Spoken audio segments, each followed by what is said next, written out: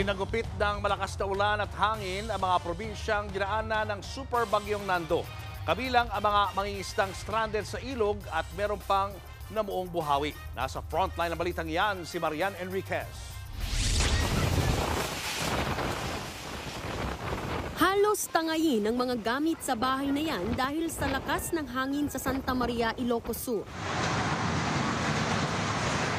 Sa barangay Magnanay sa parehong bayan, may namuo namang buhawi.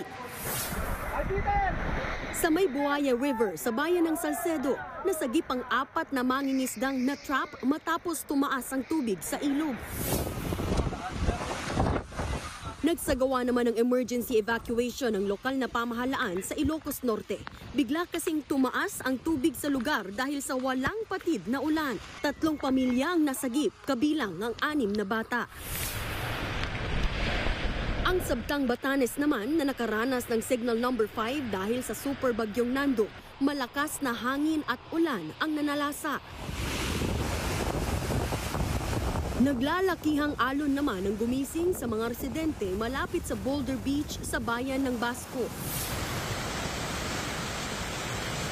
Halos umapaw naman ang Chico River sa Bontoc Mountain Province dahil sa walang tigil na ulan. Sa La Union, bangkay nang natagpuan ng isang lolong nahulog sa ilog noong kasagsagan ng ulan. Ayon sa NDRRMC, mahigit 35,000 na pamilya o 123,000 ang apektado ng pinagsamang epekto ng super bagyong Nando, bagyong Mirasol at Habagat.